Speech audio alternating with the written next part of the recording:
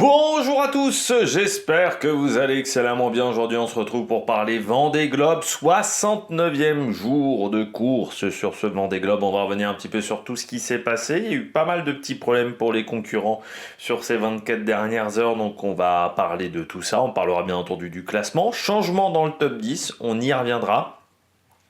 Avec voilà une petite modification dans ce classement, un nouvel arrivant plutôt dans ce top 10, un concurrent qui n'avait jamais été encore dans le top 10 de ce Vendée Globe. On partira des conditions météo avec notamment cette grosse dépression pour les concurrents de tête, mais il semblerait qu'elle soit impossible quasiment à éviter. Donc en gros, ils vont être obligés de se la prendre. Enfin, pour le moment, on voit difficilement comment ils pourraient l'éviter, et puis les conditions pour les concurrents de dernière. N'hésitez pas à vous abonner à la chaîne, à rajouter un commentaire, à mettre un pouce bleu, à partager la vidéo sur les réseaux sociaux, notamment auprès de vos proches, je pensez que ça peut les intéresser. N'hésitez pas à regarder les présentations cyclisme, présentation également du Tour de Under aujourd'hui sur la chaîne. Si vous avez les moyens et que vous voulez soutenir mon travail, vous pouvez faire un super fan. Je remercie les gens qui le font. Vous pouvez également rajouter la petite cloche, comme ça vous êtes au courant des dernières vidéos qui sortent. Et plus vous cliquez rapidement sur une notification, sur une miniature, et bien plus les vidéos sont mises en avant, donc plus ça permet de soutenir la chaîne. On commence tout de suite, et bien pour le moment, derrière les trois premiers qui sont arrivés, pas beaucoup d'autres informations sur Sébastien Simon, Charlie Dalin et Johan Richomme qui ont fait leurs différentes conférences de presse. Sébastien Simon était même invité du Vendée Live aujourd'hui. J'ai regardé rapidement son interview. Voilà, avec Sébastien Simon. On va revenir donc pour le moment pour la bagarre de tête. Alors vous voyez la situation météo, on va dézoomer un petit peu. Donc on est là, vous voyez, il y a les Canaries. De l'autre côté, il y a les îles avec Madère, notamment, voilà, les Açores qui sont ici. Et là, on se retrouve donc dans une situation compliquée. Vous voyez cette dépression-là et les concurrents qui sont ici. Hop! Vous voyez que cette dépression se renforce. Le problème, c'est que les concurrents, ils seront ici. Donc, quand ils vont être ici, eh bien, ils vont se retrouver avec une dépression assez forte. Il n'y a pas vraiment de solution. Soit tu vas droit devant, soit tu tentes de repasser comme les concurrents de tête, c'est-à-dire plutôt à l'est de cette zone interdite. En fait, le mieux, ça aurait été de pouvoir passer au milieu des Açores, parce qu'en gros, ça t'aurait peut-être un petit peu coupé du vent, les Açores. Et là, vous voyez que la tempête va vraiment être très forte et se renforcer. Dans 40 heures, ils seront ici, mais en fait, ils auront du vent très fort. Sur les prochaines heures, on voit dans 24 heures, ça va être aussi terrible. Donc, ils vont avoir beaucoup de vent. Moi, je pense que l'option, c'est d'aller vers l'est, c'est d'aller au plus court, en kilométrage, mais ça ne te laisse pas trop de portes de sortie si le vent est fort. C'est un peu le problème de cette solution-là. Mais en gros, cette dépression, tu ne peux pas l'éviter. Ça va être le cas jusqu'à Samantha Davis. Donc en gros, jusqu'à Samantha Davis, vous voyez, cette dépression-là, elle sera compliquée à gérer. Parce qu'il y aura du vent extrêmement fort et que tu peux pas éviter. Et en plus, grosso modo, pour avoir le vent portant, ça t'oblige aussi à passer proche des zones interdites du Cap Finistère notamment et le long du Portugal. Ça veut dire des endroits avec pas mal de cargos, avec pas mal de bateaux de pêcheurs. Donc pas forcément l'idéal. Mais on voit sur les 2 prochains jours, cette dépression, elle va être là, elle va être solide, elle va être costaud et tu peux pas l'éviter. En gros, donc il va falloir gérer ça avec des bateaux qui sont désormais un peu plus vieux, qui ont 70 jours de course dans les pattes. Donc tu sens qu'ils commencent vraiment à fatiguer les bateaux. C'est pour ça qu'on a aussi pas mal de casses sur les dernières heures. Mais ouais, la situation est loin d'être évidente. Moi, je passerai à l'est, parce que je pense qu'à l'ouest, c'est pas plus intéressant, et en plus, tu fais plus de chemin. Mais encore une fois, t'as pas vraiment de porte de sortie, que tu peux peut-être avoir un peu plus par l'ouest, mais encore, c'est pas si évident que ça. Donc, ça va être quand même une situation où tu peux pas éviter la zone. À part si tu décides de freiner, c'est-à-dire si tu décides de t'arrêter, pour laisser la dépression partir. Mais bon, est-ce que la prochaine dépression sera plus facile à gérer? Peut-être pas des masses. Ça peut être une autre solution, c'est de dire moi je le sens pas, je freine, j'attends que ça passe et j'avance ensuite. Mais forcément, tu vas perdre des positions vu que le combat est assez resserré. Encore une fois, il y a 800 000 entre Samantha Davis et Thomas Ruyant, donc imaginons, et Goodchild. qu'imaginons Paul Meillat décide de dire je le sens pas, je ralentis, bah, il perd beaucoup de positions d'un coup. Donc si tu veux faire un bon classement, il va falloir y aller, il va falloir aller dedans. Après, il faudra faire le dos rond et puis espérer qu'il n'y a rien qui casse.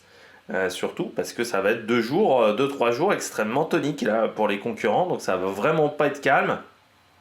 Et tu peux pas éviter la zone. Voilà, tu peux pas éviter. Est-ce que ça va permettre à des concurrents de revenir? Pas sûr, parce qu'il y aura pas mal de mer. Donc ça sera dur de faire avancer les bateaux dans 5 mètres de mer. Mais ouais, là, les 3 prochains jours vont être assez musclés pour les concurrents de tête. Donc il va falloir vraiment être costaud là, pendant 2-3 jours. Et ça va ralentir les horaires d'arrivée. Ça, c'est clair et net. Parce que ça va être dur de faire avancer les bateaux avec autant de mer. Et avec des courants qui seront peut-être pas forcément plus dans le bon sens. Ouais, ça sera là aussi peut-être un peu perturbé au niveau des courants, donc il faudra faire attention de ce côté-là. Hein. Ce ne sera pas évident du tout. Sam Goodchild, lui, toujours en 4e place, donc pour le moment. On va revenir à la météo. Hop là, c'est pas le bon écran, mais à la météo actuelle. Hop, hop, voilà, en ce moment. Donc vous voyez, zone de dorsale qui sont en train de gérer avec Paul Meillat. Enfin, les 4 premiers, grosso modo, sont dans cette zone. Enfin, les 4 premiers jusqu'à la 9e place, on rentre dans cette zone de dorsale. Donc forcément, on va perdre de la vitesse. C'est le cas notamment de Paul Meillat, de Sam Goodchild et de Bayou, qui ont perdu beaucoup de vitesse. Hein. On voit, on est à 22 nœuds. Pourquoi? Parce que derrière, la situation va être un peu plus facile à gérer normalement pour certains. Donc peut-être que les concurrents de derrière vont réussir à remonter un petit peu en sachant que les écarts sont quand même assez réduits. Hein. On est à 200 000 de retard grosso modo pour Justine Métro, donc c'est pas grand chose. Donc là il va falloir voir comment Jérémy Bayou va s'en sortir avec Sam Goodchild, parce que eux il va falloir trouver le point de sortie le plus vite possible pour éviter que les autres de derrière arrivent à revenir.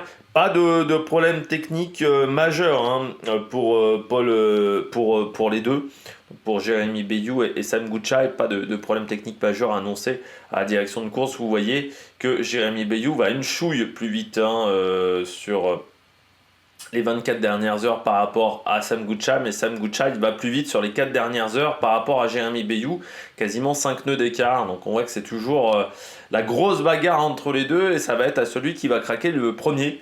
Et à ce petit jeu-là, va falloir se méfier de Sam Goodchild. Encore une fois, concurrent qui a fait de l'Ocean 50, des bateaux difficiles et donc des bateaux où ça peut être la guerre à l'intérieur du bateau. Donc peut-être plus de capacité à manquer de sommeil. Après, Jérémy Bayou a plus d'expérience aussi, donc ça va être un beau match entre les deux. Et puis pas à oublier Paul Meillat qui a réparé.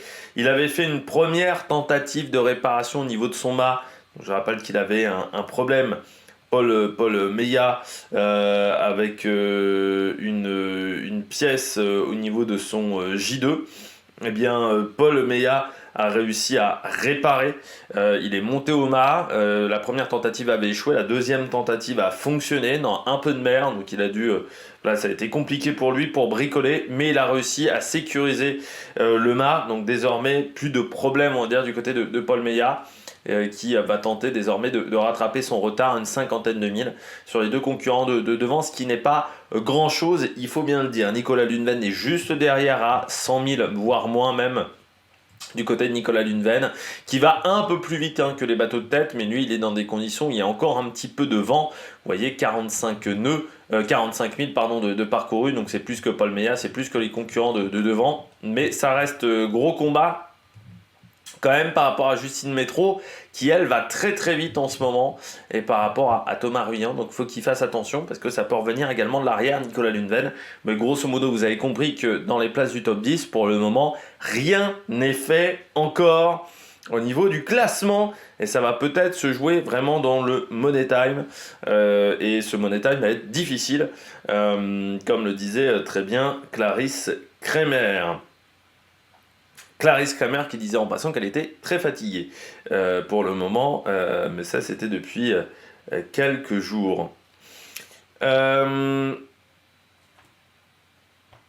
On poursuit avec Justine Métro. Justine Métro qui allait vite, certes, mais Justine Métro qui a dû réparer un petit problème. Un problème d'hydrogénérateur, voilà, où en fait son hydrogénérateur n'était plus tenu que par un seul côté au bateau. Il y avait un problème de fixation par rapport à l'hydrogénérateur, donc elle a dû retirer l'hydrogénérateur et essayer de réparer ça. Et elle essaye aussi de préserver le bateau. Alors c'est marrant de dire ça parce qu'elle va vite en ce moment, Justine Métro. C'est même ma concurrente qui va le plus vite dans le top 10. Mais voilà, elle dit, enfin avec Benjamin Dutreux. Mais voilà, elle dit j'essaie de préserver mon bateau parce que déjà Justine Métro, l'objectif est d'aller au bout avec ce teamwork Team Snef. Voilà, l'idée est de ne pas casser quelque chose avec ce bateau qui est en fait l'ancien Charal 1, l'ancien bateau de Jérémy Bayou. Et puis l'idée est d'aller au bout pour ce premier Vendée Globe, mais aussi de rester dans le top 10. Parce qu'elle est dans le top 10, elle s'est accrochée dans le Pacifique, donc elle veut rester dans ce top 10, mais elle le dit, hein, cet après Cap Horn est très compliqué à gérer pour elle. Vraiment, elle est souvent fatiguée, elle n'a jamais l'impression d'aller vraiment à la bonne vitesse, d'avoir le bon rythme. Donc c'est pas évident, et puis avec un bateau qui commence à montrer des signes de faiblesse. Voilà, elle disait que c'était vraiment une remontée d'Atlantique qui était très compliquée voilà, du côté de Justine Métro. Donc Clarisse Kremer, elle est un petit peu derrière, mais on va parler du changement. Et bien du changement, c'est que Benjamin Dutreux est désormais 10e, juste devant Boris Herrmann et juste devant Clarisse Kremer. Mais vous voyez que c'est encore très serré, hein. Clarisse Kremer 430 000, 438 000 pour Benjamin Dutreux qui va extrêmement vite. Et à l'inverse, Boris Herrmann n'arrive plus à avancer à un bon rythme. Vous voyez même qu'il est assez lent, hein, par rapport aux deux autres qui ont plus du double de vitesse par rapport à lui, hein, parce qu'ils vont à 80 000 sur les 4 dernières heures contre une trentaine seulement pour Boris Herrmann. Problème de foil. Encore une fois, lui, il n'a pas le foil qui a cassé, donc il faut peut-être scier le foil. Pour l'instant, on n'a pas plus d'informations et surtout un bateau qui était fait pour avoir des foils, hein. Donc il va, je pense, avoir du mal à fonctionner. Et puis je pense que Boris Herrmann il n'est pas dans la même situation que d'aller jouer un top 3. Lui jouer au mieux une 8e place, 7e place, Boris Herrmann, avant sa casse. Et je pense que voilà, il est maintenant plus dans l'idée de finir que de vraiment être au top de la performance. Donc c'est peut-être aussi ce qui provoque ce petit changement. Et donc Dutreux-Kremer, bataille pour le top 10. Belle bataille parce que Dutreux, au final, il a fait toute sa course en ramassant les morts. Parce que quand il était dans l'Indien, on ne pensait pas vraiment que le top 10 était jouable. Clarisse Kremer, après ses problèmes dans le Pacifique, on ne pensait pas non plus que le top 10 était jouable. Donc ils se sont accrochés, les deux. Et ça bagarre bien pour le moment. Donc ça va être très intéressant à suivre cette bagarre. Du côté de Samantha Davis, des problèmes en ce moment sur son bateau. Du côté de Samantha Davis, la Britannique, même si elle avance à 335 000, eh bien elle a un lashing de poulie de renvoi de J2 qui a cassé. Alors un lashing, c'est une attache faite en cordage la poulie de renvoi de J2, donc c'est une poulie qui sert à manœuvrer cette voile d'avant et à régler cette voile d'avant donc qui a cassé. En cassant, ça a cassé, on va dire, la cloison de cockpit. Donc elle a dû réparer tout ça. Ça lui a pris pas mal de temps en bricolage du côté de Samantha Davis, notamment avec de la colle Sika. Elle disait que bon, c'était pas hyper propre, mais au moins ça fonctionnait du côté de Samantha Davis. Donc on verra comment ça se passera désormais. Pour l'instant, elle tient un rythme quand même, mais qui est un peu plus lent que les deux concurrents devant, mais peut-être dans des vents un peu moins performants. On voit qu'il y a les 10 000 de parcourus en moins sur les 4 dernières heures. Du côté de Samantha Davis, et surtout l'écart a augmenté par rapport à Clarisse Kremer, hein. On est maintenant à 150 000. Donc ça commence à s'éloigner un petit peu de la potentialité de revenir dans le match pour le top 10 du côté de Samantha Davis, avec encore une fois le projet Initiative Cœur. Vous pouvez toujours faire des dons pour mécénat, chirurgie cardiaque. Donc voilà, Samantha Davis, gros problème, elle l'a montré, hein, ça a fait une fissure en fait dans une des cloisons. Alors elle a dit que c'était pas la cloison la plus importante, c'est la cloison au niveau du cockpit. Donc elle a réparé ça et elle a réparé aussi son petit problème voilà, de lashing, de poulie de renvoi de J2. Voilà. Et on voit pas mal de problèmes en ce moment sur les bateaux, mais parce que ça fatigue hein, tout simplement du côté des bateaux. Romain Attanasio lui a pris une bonne douche sous la pluie. Il n'est pas encore dans le poteau noir véritablement. Normalement le poteau noir est un petit peu plus haut. Donc là il n'est pas encore au niveau de l'équateur. Donc c'est pour ça que je suis assez surpris qu'ils disent qu'il est dans le poteau noir. Mais c'est vrai qu'il est dans une zone avec pas mal de grains là de toute manière en ce moment. Vous voyez, il y a pas mal de gros nuages.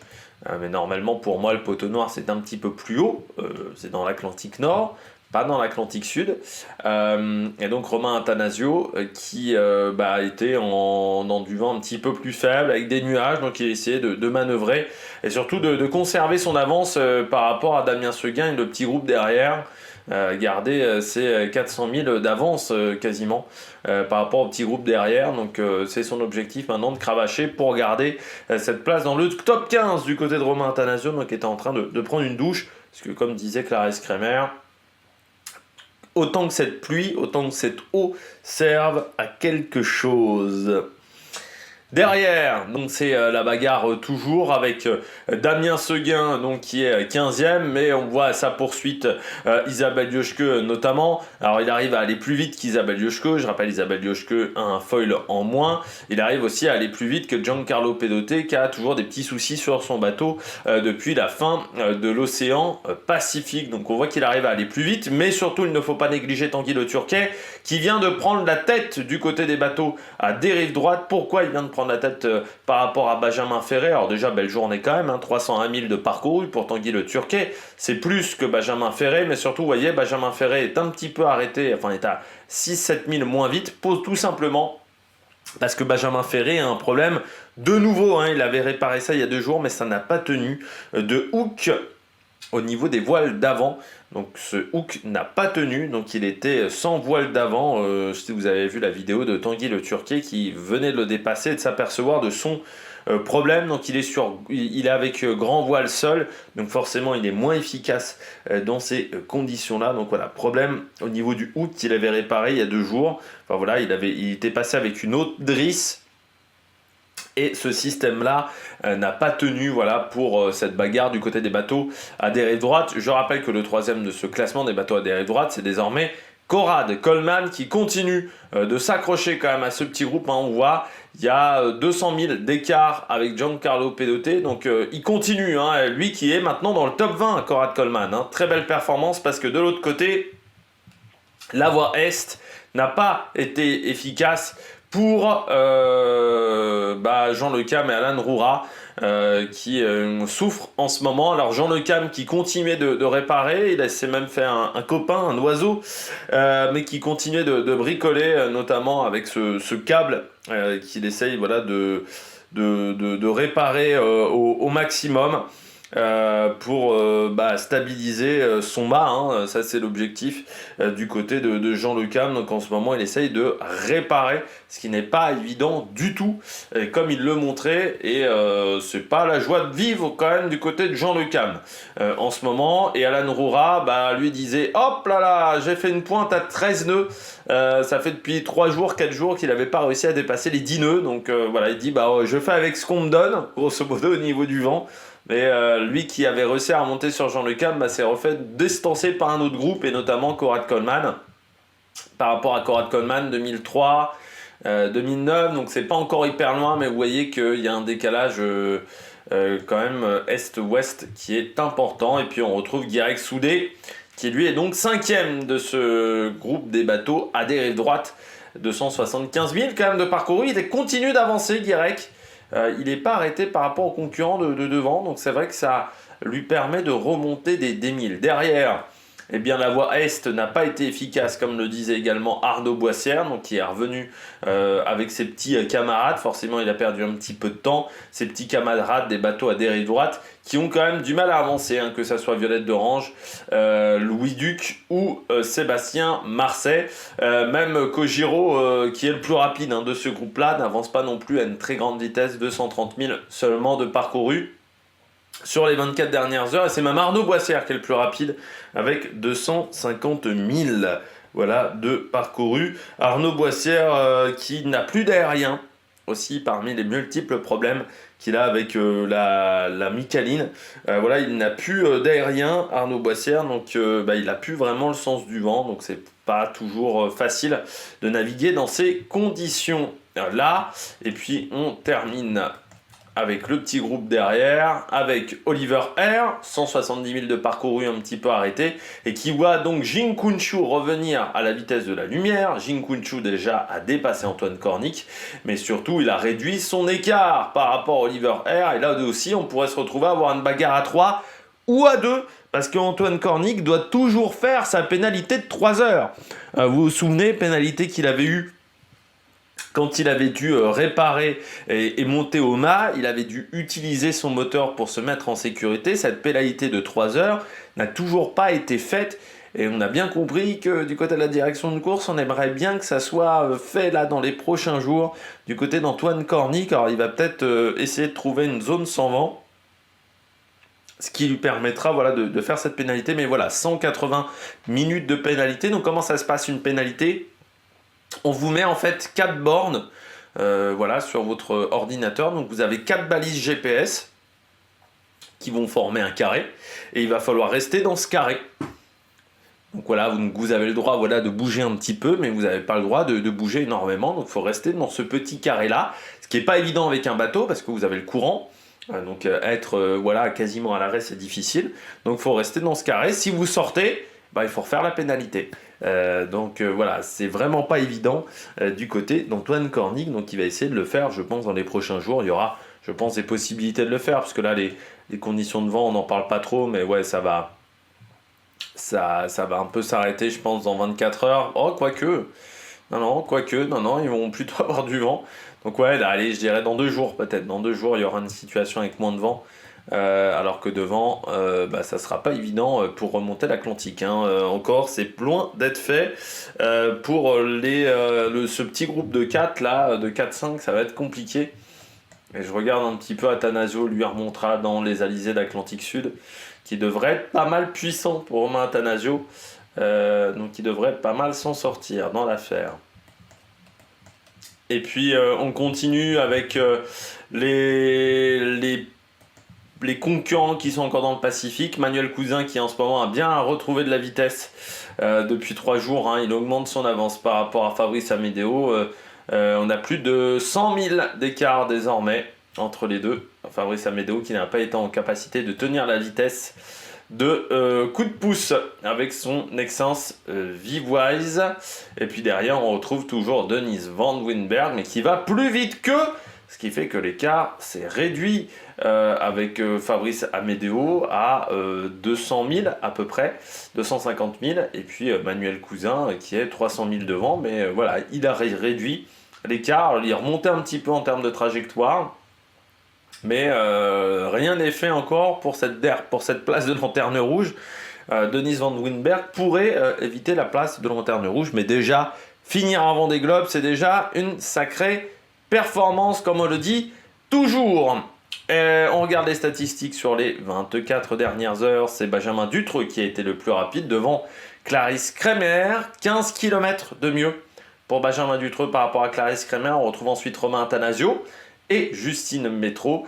Romain Attanasio, Justine Métro, Damien Seguin. Romain Attanasio qui a fait là aussi une trentaine de kilomètres de plus que Damien Seguin. Jin Kunshu complète ensuite ce classement devant Thomas Ruyant, Samantha Davis, Antoine Cornic qui au final est premier bateau à dérive droite, et puis Nicolas Lunven. Si on redescend désormais, Denise Van Winberg est à moins de 15 000 km de l'arrivée, à 14 937 km de l'arrivée par rapport à Charlie Dalin, et les estimations d'arrivée ont été affinés. Pour le groupe Sam Goodchild, Paul Meillard, on nous annonce entre le 22 janvier 15h et le 23 janvier 10h. Le 23 janvier pour Nicolas Luneven à Thomas Ruyant, 25-26 janvier de Benjamin Dutreux à Samantha Davis, Romain Attanasio, ça serait entre le 31 et le 1er février, entre le 3 et le 5 pour le groupe entre Damien Seguin et Conrad Coleman, entre Guirec Soudé et Violette d'Orange, ça serait entre le 6 et le 8, Oliver Air à partir du 13 février jusqu'à Jing Kunshu, et pour Fabrice Amédéo jusqu'à Denise Van Winberg entre le 23 et le 26 février, si tout se passe bien pour tous ses concurrents, ce qui donnerait 10 jours d'avance pour Denise Van Winberg par rapport à la fermeture de la ligne d'arrivée. Eh bien, c'est ce qu'on verra sur la suite de la course. N'hésitez pas à vous abonner à la chaîne, à réagir dans les commentaires, à mettre un pouce bleu. Et puis, nous, on se retrouve pour de nouvelles aventures sur l'Amérique Production. Ciao, ciao!